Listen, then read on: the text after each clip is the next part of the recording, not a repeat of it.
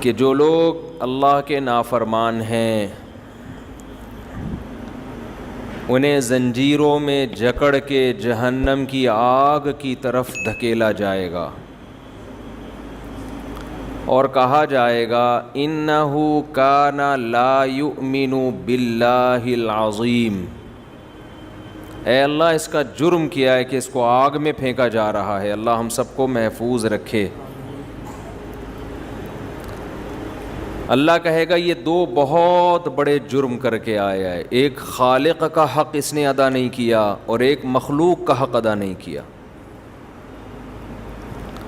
خالق کا حق کیا تھا؟ لا یؤمن باللہ العظیم، وہ اللہ جو عظمت والا ہے یہ اس کے وجود پر، اس کی توحید پر ایمان نہیں رکھتا تھا۔ اس کا یہ دعویٰ تھا کہ ہم خود بخود وجود میں آتے ہیں، خود بخود سارا نظام چل رہا ہے، کوئی چلانے والا نہیں ہے۔ اس سے آپ اندازہ لگا لو کہ اللہ کی نظر میں ان سائنسدانوں کی کیا ویلیو ہے جو کہتے ہیں کہ یہ کائنات آٹومیٹیکلی وجود میں آئی ہے۔ اللہ کی نظر میں ان کی 2 ٹکے کی ویلیو نہیں ہے۔ یہ بہت بڑا جرم ہے، بنانے والے کا انکار کر دیا۔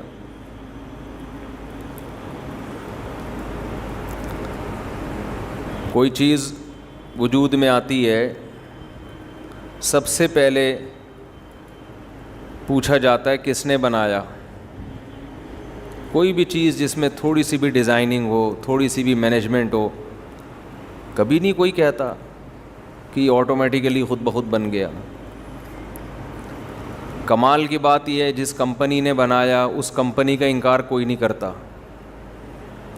جس مزدور نے عمارت بنائی آج تک اس مزدور کا کسی نے انکار نہیں کیا۔ کوئی ایسا سائنٹسٹ پیدا نہیں ہوا جس نے مزدور کا انکار کر دیا ہو کہ یہ مزدور نے نہیں بنائی، یہ بلڈنگ خود ہی بنی ہے۔ جس انجینئر نے موبائل بنایا اس کا کسی نے کبھی انکار نہیں کیا۔ خدا ملا تھا انکار کرنے کے لیے جس نے اس کائنات کو بنایا۔ وَهُوَ الَّذِي يَبْدَأُ الْخَلْقَ ثُمَّ يُعِيدُهُ وَهُوَ أَهْوَنُ عَلَيْهِ۔ اللہ تو آگے کی بات کرتے ہیں۔ آج لوگ اس بحث میں الجھے ہوئے ہیں کہ اس کائنات کو کسی نے بنایا کہ نہیں۔ اللہ تو کہتے ہیں جس نے پہلی دفعہ بنایا وہ مار کے دوبارہ زندہ کرے گا، اس سے اگلے سٹیپ پہ سوچو۔ سوال یہ ہوتا ہے نا مر گئے تو ہڈیاں ہو کے ختم ہو جائیں گے، دوبارہ کیسے پیدا ہوں گے؟ تو اللہ تو ان سوالات کے جواب دے رہا ہے کہ جس نے پہلی دفعہ بنایا وہی دوبارہ بنائے گا، اور آپ اس میں الجھے ہوئے ہیں کہ پہلی دفعہ بھی خود سے بنے ہیں کہ کسی نے بنایا ہے۔ اللہ تو اس سے اگلی بات کر رہا ہے۔ اللہ کہہ رہا ہے اتنا بھی کافی نہیں ہے کہ کسی نے اس کائنات کو بنایا ہے، اتنا ایمان لانے سے جہنم سے نجات نہیں ملے گی۔ مشرکین مکہ مانتے تھے کہ کسی نے بنایا ہے، اللہ نے کہا یہ بھی ماننا پڑے گا کہ جس نے بنایا ہے وہ دوبارہ بھی بنا سکتا ہے، کیونکہ کافر اعتراض اس زمانے میں کرتا۔ کچھ لوگ اس زمانے میں ایتھیسٹ تھے، ملحد تھے، جو کہتے تھے کوئی نہیں ہے بنانے والا، یہ بہت تھوڑے تھے۔ میجورٹی کہتی تھی کسی نے بنایا ہے، یہ خود بخود نہیں بن سکتا، لیکن وہ یہ کہتے تھے دوبارہ نہیں بنیں گے، دوبارہ نہیں بنیں گے ہم۔ میں اتنا زور کیوں لگاتا ہوں؟ لوگ کہتے ہیں پھر وہی ٹاپک ایتھیسٹ پہ آپ پیچھے پڑ جاتے ہو، پھر وہی۔ بھائی سارا مسئلہ ہی یہی ہے، موت کے بعد دوبارہ زندگی کا نہ یقین ہے نہ استحضار ہے، تبھی تو بدماشی ہیں ساری۔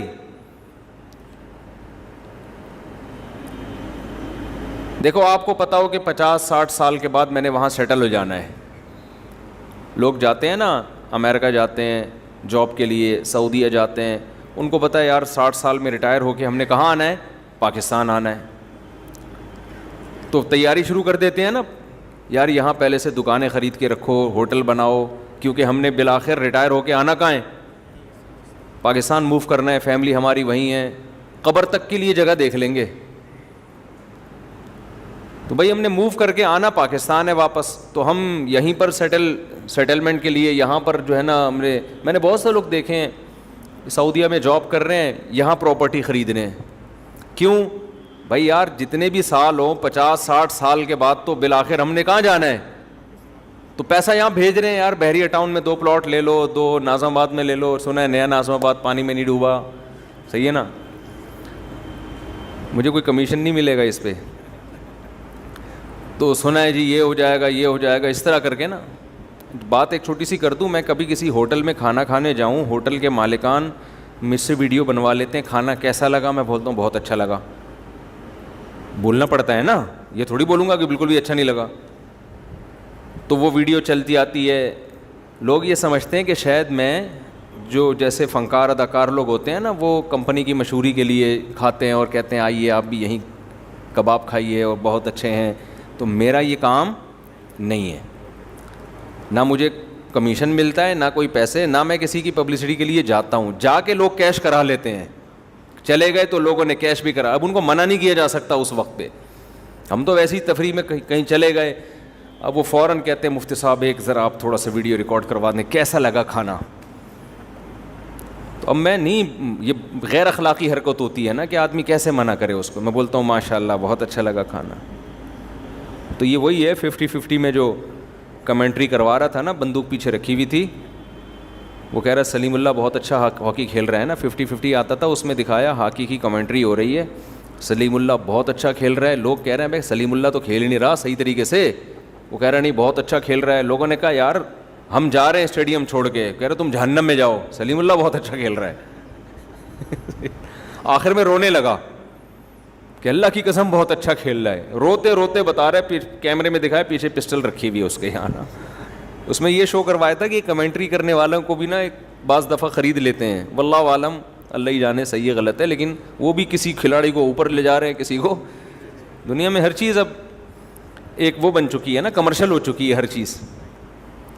تو اب مفتی بھی کمرشل ہو گئے ہیں, مولانا بھی کمرشل ہو گئے ہیں, وہ نہیں بھی ہوتے, لوگ ان کو کمرشل کے طور پہ استعمال کر لیتے ہیں. اب کئی بار ہم ویسے ہی چلے گئے کہیں ہوٹل پہ کھانا کھانے کے لیے, دل چاہ رہا تھا کہیں بیٹھنے کا, کھا لیا, فوراً وہ پھر ہوٹل کا مالک آ جاتا ہے, ایک سیلفی اور پھر بتائیں کیسا لگا. میں کہتا ہوں بہت اچھا لگا, نہیں بھی لگا ہو تو کیا کہتا ہوں بہت اچھا لگا. پیچھے کیا رکھی ہوئی ہے, بندوق. بندوق کا مطلب دباؤ تو ہے نا, ویسے تو اچھا ہی ہوتا ہے عام طور پہ, تبھی تو گئے تھے ہم کہ اچھا رپورٹ تھی کہ بھائی یہاں کا کھانا اچھا ہے تو چلے گئے. تو اس میں آپ بدگمان نہ ہوں کہ مفتی صاحب نے کوئی کمیشن لیا ہے یا مفتی صاحب کی کوئی پارٹنرشپ ہے ہوٹل والے کے ساتھ کہ میں اس کو پروموٹ کروں گا, آدھے پیسے تیرے آدھے میرے, ایسا کوئی کہانی نہیں. میرا کوئی بزنس پارٹنر ان چیزوں میں نہیں ہے. بزنس ہے میرا, لیکن وہ بالکل چینل سے اور مذہب سے اور ان چیزوں سے ہٹ کر ہے. اس کو میں کہیں کبھی بھی بیان کے دوران تذکرہ بھی نہیں کرتا, اس لیے نہیں کرتا کہ ان چیزوں میں اس کو کیش نہیں کرانا چاہتا. میں نے جو کمپنی بنائی تھی بہت پہلے, اس کا نام بھی اپنے نام پہ نہیں رکھا, اس لیے کہ میں نے کہا یار میرا نام دین کے حوالے سے مشہور ہوا ہے, میں اسی کو میں کمپنی بنا کے اس کا بزنس کرنا شروع کر دوں. بالکل ایسا نام رکھا ہے, آپ کو کبھی دماغ بھی نہیں جائے گا کہ مفتی صاحب کی کمپنی ہے. ٹھیک ہے نا, ایسا نام رکھا ہے. تو تبھی وہ چل نہیں رہی. یعنی چل تو رہی ہے لیکن ایسے نہیں چل رہی جیسے کمپنیاں چلتی ہیں. اس سے یہ کہ پان گٹکے کا خرچہ نکل آتا ہے. تو خیر, تو قرآن میں جو بار بار کہتا ہوں نا, موت کے بعد زندگی, ملحدوں پہ رد کرنا شروع کر دیتا ہوں, لبرل لوگوں پہ رد کرنا شروع کر دیتا ہوں. بھائی مسئلہ ہمارا سب سے بڑا یہی ہے, آخرت پر یقین استحضار ہو جائے نا تو ہمارا لائف اسٹائل خود بخود چینج ہو جائے گا. دنیا کو مسافر خانہ سمجھنے کے لیے تیار ہی نہیں ہو رہے ہیں. تو میں مثال دے رہا تھا, سعودی عرب میں ایک آدمی جاب کر رہا ہے, سعودی عرب میں ایک آدمی جاب کر رہا ہے, بہت سے لوگ جاب کر رہے ہیں, تو وہ یہیں پراپرٹی خریدتے ہیں نا. ایسے بھی لوگ ہیں, ایک صاحب جاب کر رہے تھے, وہ انجینئر تھے, یہاں انہوں نے بیکری بنا لی کہ یار ریٹائرمنٹ کے بعد میں کسی کمپنی میں بطور انجینئر تو لگ نہیں سکتا, تو کوئی تو بزنس ہونا. بیکری بنائی انہوں نے, وہ دبا کے چلا رہے ہیں, بیکری بہترین چل رہی ہے. وجہ کیا ہے اس کو پتا ہے, بھائی 60 سال کے بعد میں نے جانا کہاں ہے, پاکستان. لہذا اس کی تیاری پہلے سے شروع کر دے گا. بعض لوگ خود انویسٹ نہیں کرتے, وہ اپنے بچوں کو اسٹیبل کر دیتے ہیں کہ بیٹا اب میں آ رہا ہوں, اب تم نکل لو کہیں, یا میں نے تمہیں پڑھا دیا ہے, اب تم گھر سنبھالو تو میں ریٹائرمنٹ لے کے واپس آ جاؤں. تو 60 سال آپ اس 60 کو اگر 80 کر دیں, اگر 80 ہو جائے ریٹائرمنٹ کی عمر, تو لوگ 80 سال کے بعد کی پلاننگ شروع کر دیں گے. تو مجھے بتاؤ اس دنیا سے ہم ریٹائر ہو جائیں گے نا 60 70 80 میں؟ کیا خیال ہے؟ اسے تو پتہ ہے کہ 60 سال سے پہلے ریٹائر نہیں ہوں گا میں, ہمیں تو پتہ بھی نہیں ہے کہ 60 سال سے پہلے آج کی رات بھی زندہ رہیں گے کہ نہیں رہیں گے. اور چلو فرض کر لو آپ تقوی کے اس مقام تک نہ جائیں جہاں تک اہل اللہ گئے ہوئے ہیں, وہ تو ایک سیکنڈ کے لیے بھی غافل نہیں ہوتے. ہم میں سے ہر شخص فرض کر لے کہ میں 80 سال کے بعد ہی ریٹائر ہوں گا اس دنیا سے, یعنی میں مروں گا 80 سال کے بعد. حالانکہ اس مجمع میں مجھ سمیت جتنے لوگ بیٹھے شاید 2 4 80 کراس کر پائیں, بمشکل 1 یا 2 ہوں گے جو 80 تک پہنچیں گے. جتنے لوگ یہاں بیٹھے ہوئے ہیں, آپ کی فار یور کائنڈ, وہ کیا کہتے ہیں, فار یور کائنڈ انفارمیشن, آپ کو میں بتاتا چلوں کہ ہم میں 80 کوئی بھی پہنچنے والا نہیں ہے. کیوں؟ آپ قبرستان میں اتنے لوگ, قبر جو ہے نا, فرض کر لو جا کے جتنی قبریں ہیں نا, جتنے لوگ یہاں بیٹھے ہیں قریب قریب یوں سمجھو سارے قبرستان, ان کی عمریں چیک کرو آپ. 100 قبروں میں ایک بھی آپ کو 80 والا نہیں ملے گا. 1000 میں شاید 2 4 مل جائیں جو 80 کراس کیے تھے انہوں نے, 1000 میں بمشکل 2 یا 3 ایسے ملیں گے. میں نے یہ کام کیا ہے, میں ہوائی بات نہیں کر رہا. قبرستان میں میں نے سروے کیا ہے کہ یار یہ قبر پہ جو تختیوں پہ جو ایج لکھی ہوئی ہے کہ کتنے سال میں ان کا انا للہ ہوا تھا, تو 70 75 40 35 30 65, بہت زیادہ 71 72, بہت تھوڑے 71 72 کے ملیں گے. 80 کے آپ کو ایسا لگتا ہے کہ قبرستان 80 سال پہلے تھا ہی نہیں. بہت کم ملیں گے 80 کے آپ کو. اور صحیح بخاری کی حدیث بھی ہے, صحیح حدیث ہے, بخاری کی ہے یا مسلم کی مجھے یاد نہیں رہا, اعمار امتی ما بین 60 الی 70. آپ صلی اللہ علیہ وسلم نے فرمایا میری امت کی جو عمر ہے وہ 60 سے 70 کے درمیان ہوگی, یعنی میجورٹی 70 کراس کرنے سے پہلے مر جائے گی. یہ نبی نے 1400 سال پہلے فرمایا تھا, اور قبرستان میں جا کے دیکھ لو آپ کو یہ حدیث آج بھی بالکل نظر آئے گی کہ بالکل نبی نے صحیح فرمایا تھا. 70 سے اوپر آپ کو بہت کم لوگ نظر آئیں گے. تو میں پھر بھی کہہ رہا ہوں یار 80 فرض کر لو بس. اس مجمع میں 2 3 لوگ ہوں گے جو 80 تک پہنچیں گے. آپ سمجھ رہے ہو کہ میں پہنچوں گا, مجھے بھی نہیں لگتا میں پہنچوں گا. یہ تو ابھی ہم ایسے پھدک رہے ہیں نا, پراٹھے وراٹھے, کب تک چلیں گے پراٹھے؟ آہستہ تو بڑھاپا ہے بھائی آگے. ابھی تو میں سوچ رہا ہوں تھوڑا شادیوں کی باتیں بھی کم کروں تاکہ ایک دم چھوڑنے میں پھر بدنامی ہوگی. ابھی سے تھوڑا لپیٹنا شروع کر دو شادیوں وادیوں کی بات. ابھی سے نا تھوڑا سا ہاتھ ہلکا رکھو. ابھی تک تو کرنٹ ہے تو بڑی شادیاں وادیاں چل رہی ہیں, تو پھر ایک دن آئے گا کہ یار شادی کی بات کرتے ہوئے بھی آدمی کو غصہ آئے گا, بولے گا یار کوئی اور بات کر بھائی, تو کیا شادی لگائی ہوئی. یہ سب کے ساتھ ہوتا ہے. تو 80 سال جو ہے فرض کر لیتے ہیں کہ میں اور آپ سب کب تک رہیں گے زندہ؟ 80 سال.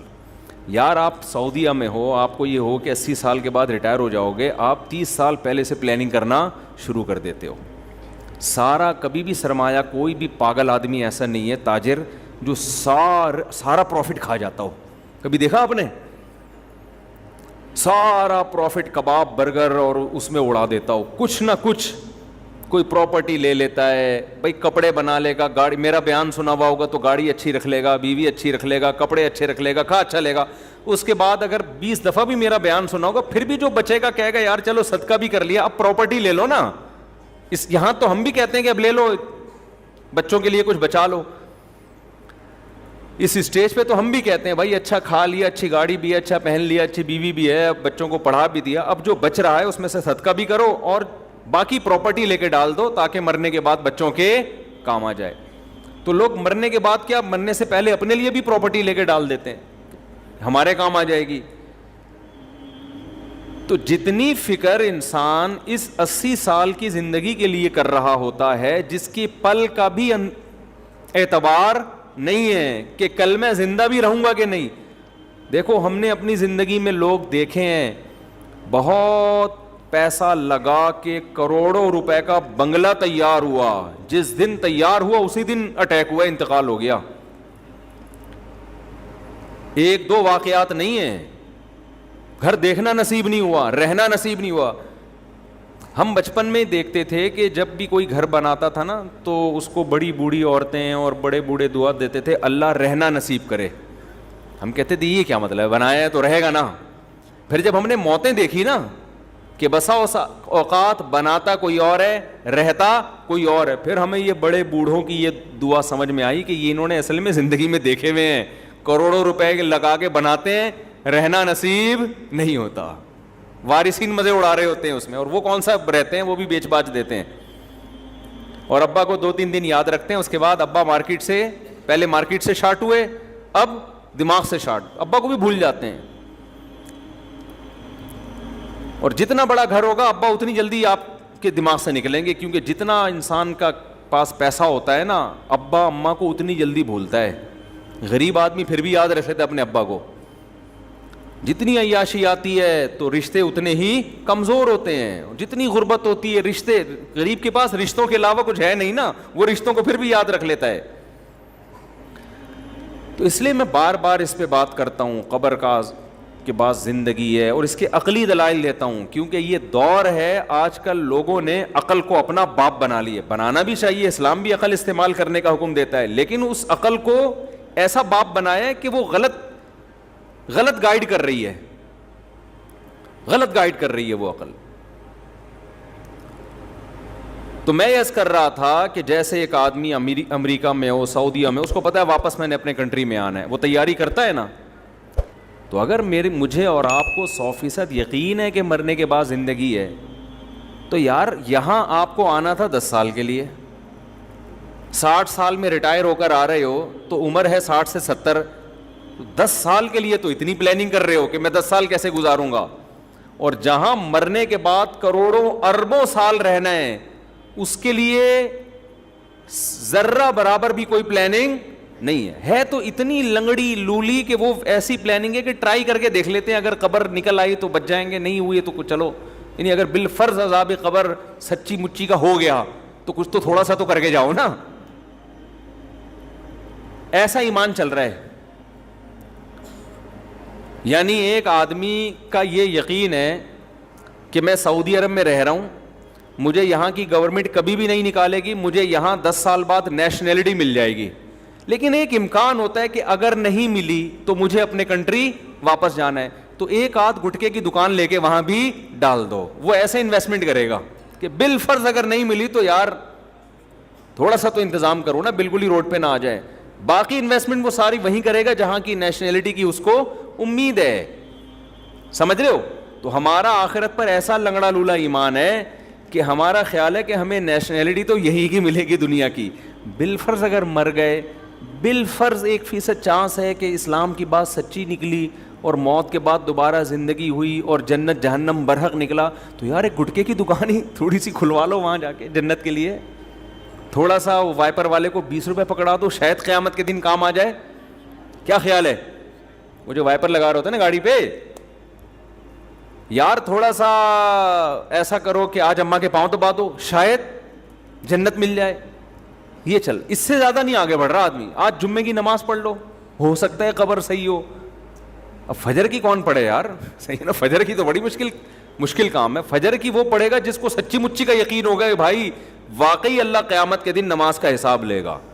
سچی مچی کا یقین نہیں ہے, ٹرائی کر رہا ہے آدمی, یار ہو سکتا ہے اسلام نے یہ جو کہا ہے کہ جنت برحق ہے, تو ہو سکتا ہے یہ واقعی ہو بھی, تو ایسا نہ ہو قیامت میں چوڑے میں آ جائیں. تو جس کو یقین نہیں ہوتا نا, وہ پھر جمعے کی نماز پڑھے گا آ کے, وہ کہے گا یار اتنا بھی اسلام سے رشتہ ختم کر دینا کہ جمعہ ہی چھوڑ دو, یہ بھی ٹھیک نہیں ہے. تھوڑا تھوڑا تھوڑا سا ٹچ میں رہو. غنیمت ہے, یہ بھی نہ ہونے سے بہرحال بہتر ہے. ایسا ایمان چاہیے نہیں, اللہ کو چاہیے 100% والا. سمجھتے ہو کہ نہیں سمجھتے؟ تو میں عرض کر رہا تھا کہ اللہ تو اگلی بات کر رہا ہے, ہم ابھی پہلے مسئلے میں اٹکے ہوئے ہیں کہ یہ کائنات کا کوئی کریٹر ہے نہیں. اللہ تو کہہ رہا ہے کہ وَهُوَ الَّذِي یبدأ الخلق ثم یعیدہ، وہ اللہ ہے جس نے پہلی دفعہ بنایا وہی دوبارہ بنائے گا. کیونکہ کافر کہتا تھا دوبارہ کیسے بنے گی، مر کے مٹی ہو کے زمین میں تحلیل ہو جائیں گے، ختم ہو جائیں گے، مردوں میں جان کیسے پڑے گی، کائنات جب تباہ ہو جائے گی تو یہ کہاں سے دوبارہ پیدا ہوگی. اللہ کہتے ہیں جو پہلی مرتبہ جب کچھ بھی نہیں تھا اس وقت تو کچھ بھی نہیں تھا نا. سائنسدان کہتے ہیں نا انرجی تھی، تو انرجی کہاں سے آ گئی، اور اتنی زیادہ انرجی بھائی، اتنی انرجی. اور وہ جو دھماکہ ہوا ہے وہ کیا شب برات کا پٹاخہ پھٹا تھا ہے بھائی، وہ جو بگ بینگ تھیوری ہے نا. تو وہ جو دھماکہ ہوا تھا شب برات کا بھی جب پٹاخہ پھٹتا ہے نا لوگ پوچھتے ہیں کس نے پھاڑا ہے، پوچھتے ہیں کہ نہیں پوچھتے، کیا خیال ہے کس نے پھاڑا ہے بھائی، کون ہے بھائی محلے کا سکون خراب کر رہا ہے. ایک دن شب برات سے 2 دن پہلے پٹاخہ پھٹا، لوگ کہہ رہے تھے بھی شب برات آئی نہیں، پٹاخے کس نے پھاڑنا شروع کر دیے. اب اس میں کوئی سائنسدان آئے اور تھیوری پیش کرے کہ ایک پٹاخہ ہے، انرجی جمع ہوئی تھی جس سے پٹاخہ پھٹا ہے، لوگ مانیں گے اس کی بات؟ بولیں گے بھائی یہ پٹاخہ پھٹتا نہیں ہے، پھاڑا جاتا ہے نا. خود بخود بھی بعض دفعہ دھماکے ہو جاتے ہیں زمین میں، لیکن وہ بھی ایک انرجی ہوتی ہے، کچھ نہ کچھ ہو رہا ہوتا ہے، تو وہ ہونے کے بھی کوئی لاجک ہوتی ہے. تو بات یہی ہے کہ یہ کائنات کا نقطۂ آغاز یہ کسی نے کیا ہے، یہ خود بخود نہیں ہوا، ناممکن ہے یہ، اس سے بڑا جھوٹ دنیا میں کوئی نہیں ہے.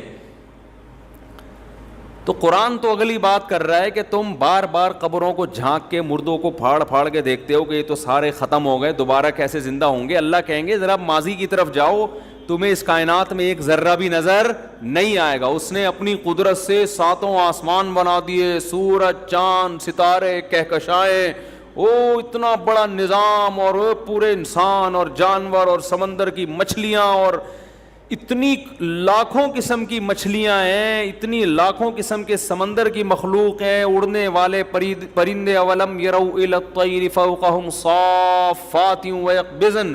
قرآن کہتا ہے ان پرندوں کی طرف نہیں دیکھتے، کیسے اسٹائل میں اڑتے ہیں، صف پھیلاتے ہوئے بھی اور صفوں کو پر پھیلاتے ہوئے بھی اور پر بند کر کے بھی، اور کیسی قطاریں بنا کے چلتے ہیں. یہ ایک چیز بھی اللہ کی قسم آٹومیٹیکلی اتفاق سے وجود میں نہیں آئی ہے. آج انسان نے جہاز ایجاد کیا، کیسے اڑتا ہے وہ پتہ ہے آپ کو؟ جہاز کتنی ٹینشن ہے اس کو ابھی بھی اڑنے میں. پہلے وہ رن وے پہ جائے گا، دوڑے گا تکڑ ہوا کو کراس کرے گا نا، پھر ہوا کی طاقت سے ایسے کر کے اڑے گا. پھر ایسا نہیں بیچ میں جا کے پر بند کر لے، بند کیا اور سب مارکیٹ سے کیا ہوں گے، شارٹ. وہ ایک دفعہ ایک جہاز تباہ ہوا، میں نے ایک اس میں بڑے مشہور آدمی تھے، وہ بھی تھے، پاکستان میں تو ہوتا رہتے ہیں جہاز واز تباہ ہونا، کوئی الحمدللہ کوئی اتنی بڑی بات نہیں ہے. تو میں نے ان سے پوچھا یار وہ فلاں جگہ کے محتمم ہیں وہ کہاں ہیں آج کل؟ انہوں نے کہا ہیں نہیں، تھے. میں نے کہا کیوں تھے؟ کہہ رہے ہیں ابھی جہاز تباہ ہونے کی اطلاع آئی ہے، اس میں وہ بھی تھے. تو جو ہیں تھے اب وہ اس جہاز میں کیا ہو گئے ہیں، تھے ہو گئے. 2 منٹ لگتے ہیں پاکستان میں، جہاز میں بیٹھو. میں تو جب سے جہاز کے واقع، ہمارے ایک دوست ہیں ایبٹ آباد میں، ان کو وہ ایرو فوبیا کہتے ہیں اس کو، جہاز کا ایک فوبیا ہوتا ہے، ہائٹ سے نہیں، جہاز سے ڈر لگتا ہے، ہوا سے ڈر لگتا ہے. تو خیر ان کو بڑا ڈر لگتا ہے نا، حالانکہ ہیں بڑے صحت مند. تو وہ کیا ہوا کہ وہ ان کا سفر تھا، ان کو لوگوں نے تیار کیا نا، بھائی بیٹھ جا جہاز میں، کچھ نہیں ہوتا، آنکھ بند کر کے بیٹھ جانا. انہوں نے بڑی ہمت، اپنا واقعہ خود سنا رہے تھے، بہت بڑے تاجر ہیں. کہتے ہیں میں بیٹھ گیا، اب میں نے ارادہ کیا چلو ٹکٹ کرا لی یار، آنکھ بند کر کے بس ایک دفعہ ڈر نکالو. یعنی جس دن میں نے ارادہ کیا نا اسی دن جنید جمشید کا جہاز کریش ہو گیا، جس میں جنید جمشید کی شہید ہونے کی اطلاع. کہہ رہے میں نے کہا بھائی اس کے بعد سے اب تک وہ جہاز میں نہیں بیٹھے. تو اب نفسیاتی ڈاکٹر کے پاس اس کا علاج تھوڑی ہے. نفسیاتی ڈاکٹر کو چاہیے پی آئی اے والوں کا علاج کرے، ان کے انجینئروں پہ محنت کرے کہ جہاز گرے نہیں، تاکہ لوگ ڈرے نہیں جہاز سے. تو میں عرض کر رہا تھا جہاز کیسے اڑتا ہے. ابھی بھی اتنی ترقی کرنے کے بعد بھی انسان نے ایک چیز ایسی ایجاد کی ہے جس کو بڑا کنٹرول کرنا پڑتا ہے. ایسے اسپیڈ سے جاتا ہے، کیلکولیشن ہوتی ہے اس کی، اتنے بڑے پر ہونے چاہیے، نہ زیادہ نہ چھوٹے، پھر ان پروں کا ایک خاص اسٹائل ہے. آپ نے دیکھا ہوگا پلین میں جب سفر کرتے ہیں ایسے پر ہل رہے ہوتے ہیں, پھر اس سے اس کی موومنٹ ہوتی ہے, اس پہ کتنے بڑے بڑے انجینئروں کی ہزاروں سال کی محنت ہے. یعنی جو بھی دنیا میں انجینئر آئے اس نے اپنا علم آگے پارسل کر کے مر گیا, پھر اگلا آیا اس سے آگے پارسل کرتے کرتے ہزاروں سال کے بعد یہاں جا کے پہنچے ہم. ایسا ہی ہے نا میڈیکل سائنس نے جو ترقی کی ہے, تو یہ تو صدیوں سے جڑی بوٹیوں پہ انسان کام کر رہے ہیں نا. وہ سارے حکیم جتنے دنیا میں گزرے ہیں, ماضی میں انگریزوں میں ہوں مسلمانوں میں ہوں, ان کی ریسرچ کو یہاں تک لے جا کے پہنچایا ہے. تب جا کے یہ پیناڈول ایجاد ہوئی ہے, تب جا کے یہ پیراسیٹامول اور ڈسپرین اور یہ سب چیزیں ایجاد ہوئی ہیں. اس کے پیچھے ہزاروں سال کی انسان کی محنت ہے. تو ایک ڈسپرین, ایک جہاز خود نہیں بن سکتا. اور پرندوں کو دیکھو کیسے نارمل پرندہ ایسا نہیں کرتا, پہلے تکڑ تکڑ تکڑ تکڑ رن وے پہ بھاگ رہا ہے بھائی. پرندہ جہاں بیٹھا ہوگا جب اڑنا ہوگا بڑے آرام سے اڑ جائے, جدھر کو موو کرنا ہے. ایک اللہ نے اس کا پائلٹ اسی کے دماغ کو بنا دیا. جہاز بھی خود ہے, جہاز کا پائلٹ بھی خود ہے, جہاز کا انجینئر بھی خود ہے, اور جہاز کے پہیے بھی خود ہی کھولتا ہے. جب نیچے اترنے لگتا ہے اپنے پنجے کھول لیتا ہے, ٹھیک ہے نا, اوپر جاتا ہے اپنے پنجے سمیٹ لیتا ہے. اور زبردست کیلکولیشن اللہ نے اس کو بتائی ہوئی ہے کہ جب ایک سمندر کے ایک ساحل سے دوسرے ساحل پہ سفر کرنا ہے تو کس ایک ملک میں جانا ہے, بائی ایئر سفر کرنا جہازوں کے لیے کتنا مشکل کام ہے. اب تو کمپیوٹر میں پورے سافٹ ویئر انسٹال کیے ہوئے ہوتے ہیں, وہ عرض بلد اور طول بلد جو ہے نا اس کے حساب سے بتا رہا ہوتا ہے. لیکن آپ نے دیکھا موسم چینج ہونے سے سمندر کے ایک کنارے سے پرندے سفر کر کے دوسرے کنارے پر جاتے ہیں, ایگزیکٹ اسی لوکیشن پہ پہنچتے ہیں جہاں انہوں نے جانا ہوتا ہے. یہ لوکیشن کون سکھا رہا ہے بھائی ان کو؟ جو جہاز میں جتنے آلات لگے ہوئے ہیں نا, سارے اللہ نے پرندے کے مغز, جو چھوٹی سی کھوپڑی ہے اس کھوپڑی کے اندر جو چھوٹا سا مغز ہے اس مغز کے اندر سارے سافٹ ویئر قدرت نے انسٹال کر دیے. جہاز میں آپ کو سارے الگ الگ سافٹ ویئر نظر آئیں گے, لوکیشن بتانے والا یہ ہے بھائی, یہ ڈنڈا ہے, یوں کھینچو گے تو اوپر جائے گا, اس کو یوں کرو گے تو جہاز. میں نے جہاز میں آگے بیٹھ کے بھی سفر کیا ایک دفعہ پائلٹ کے ساتھ نا, تو بڑا خطرناک سفر ہوتا ہے. آگے بیٹھ کے کبھی سفر نہیں کرو, کمزور دل والوں کے لیے. جو نیچے جا رہا ہوتا ہے نا, اب آدمی کہتے ہیں اب آلتو جلال تو آئی بلا کو ٹال تو, اب مرے گا بیٹا. وہ بڑا خطرناک منظر ہوتا ہے جو جب جہاز لینڈ کرتا ہے. تو کتنا پیچیدہ نظام ہے اس کا.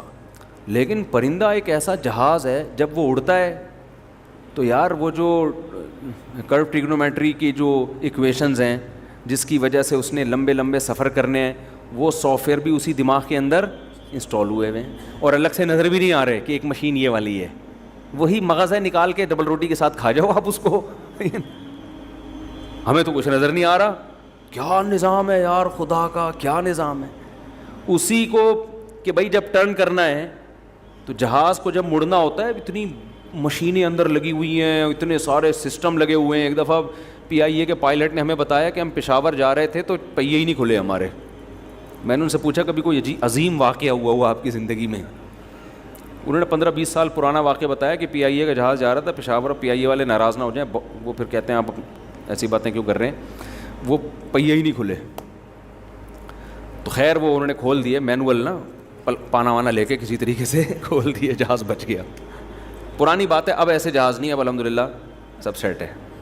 تو یہ ایسا ہی ہے جیسے آج کا ہوٹل کا کھانا بہت اچھا ہے, ہوٹل کا کھانا بہت اچھا ہے, لیکن PIA میں ہم پھر بھی ترجیح میں دیتا ہوں اس لیے کہ گھریلو ماحول ملتا ہے PIA میں, تکلف والا ماحول نہیں ہے. PIA میں بڑی گپ شپ لگاتا ہوا جاتا ہے, اپنا ہی ہے نا, تو بڑا مزہ آتا ہے PIA میں. واش روم بالکل ایسا ہی جیسے گھریلو اپنا کسی مسجد کے بیت الخلاء میں گئے ہوئے, ایسا اچھا سا لک آ رہا ہوتا ہے, بالکل سادہ سا, کوئی ٹینشن نہیں ہوتی. تو میں یہ عرض کر رہا تھا کہ دیکھو پرندے کی چھوٹی سی کھوپڑی میں کیلکولیشن بھی ہے کہ ایک ساحل سے نارتھ پول سے ساؤتھ پول چلے جاتے ہیں, سمجھ رہے ہیں, نارتھ سے کہاں چلے جاتے ہیں جو ہم اب تک نہیں گئے. نا ناروے کا ویزا ملنا کتنا مشکل ہے, انسان بہت سے نہیں گئے ابھی تک. پرندہ وہ زمین جب ادھر کو گھومنا شروع کرتی ہے نا, ادھر برف آنا شروع ہو گئی ہے اس ساؤتھ پول کی طرف, تو پرندے موو کرنا شروع کرتے ہیں نارتھ پول کی طرف. کتنا لمبا راستہ ہے. پرندوں کو بتایا کس نے, بھائی نارتھ کو ٹن مارو, وہاں موسم کیا ہوگا, صحیح ہوگا. اتنا لمبا سفر, اور ایسے آپ دیکھو قطار بنا کے چل رہے ہوتے ہیں. ان کو لائن لگانا کس نے سکھایا؟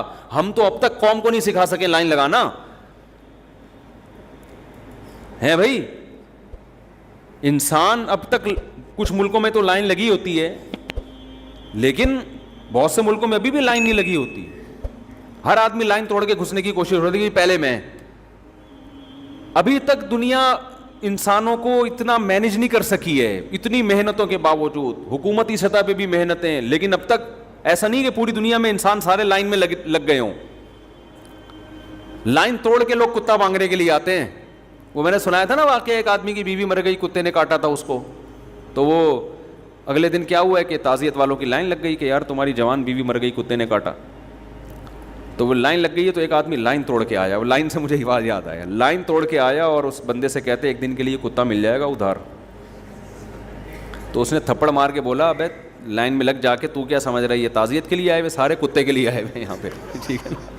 تو جو کتے کے لیے بھی لائن میں لگا ہوتا ہے, کتے کے لیے وہ بھی لائن میں نہیں لگا ہوتا, وہ بھی لائن توڑ کے آ رہا ہوتا ہے.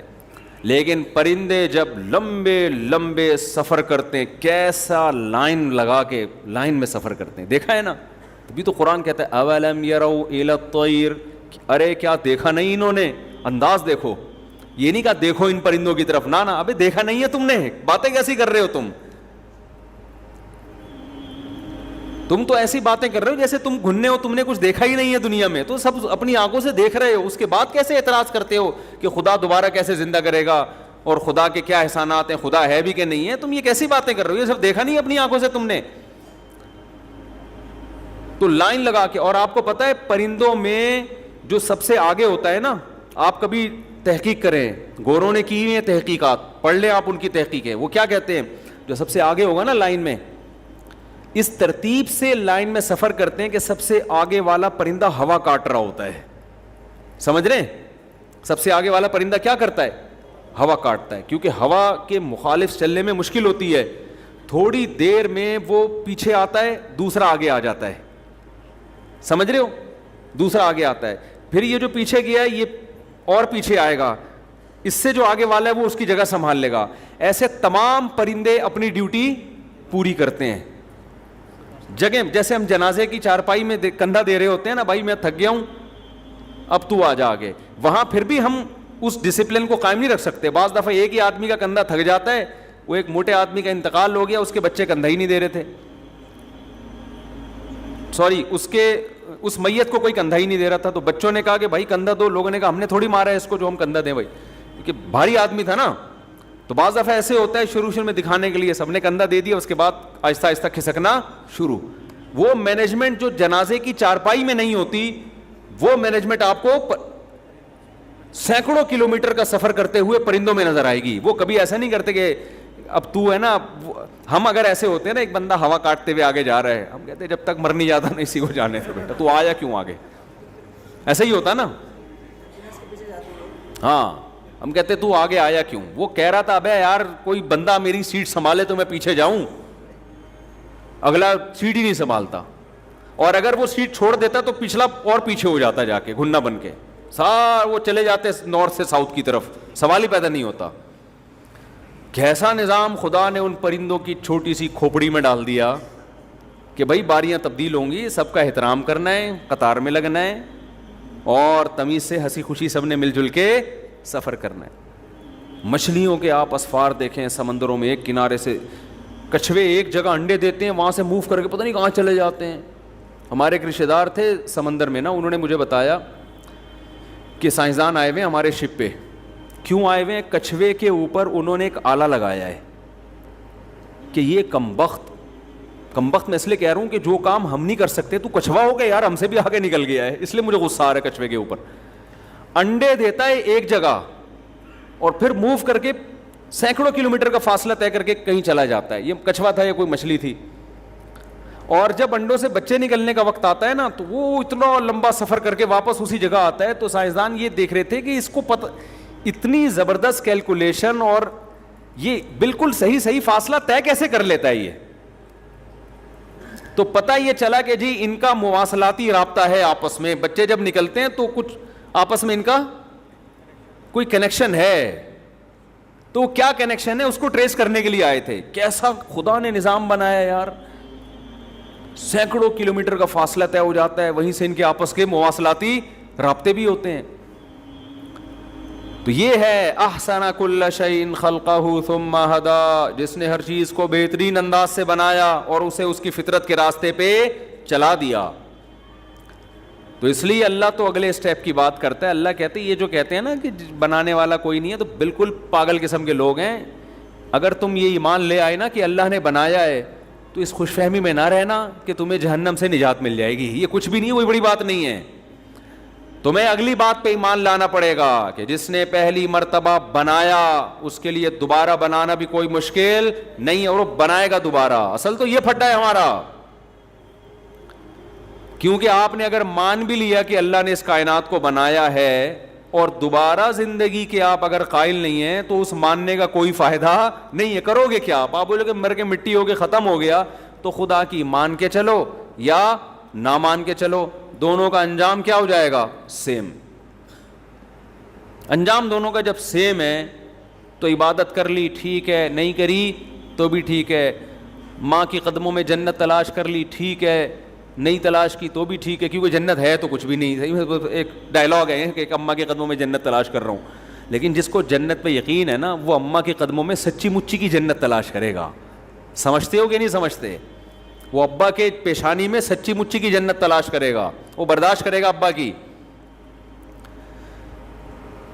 تو قرآن اگلے اسٹیپ کو بیان کرتا ہے کہ موت کے بعد دوبارہ زندگی.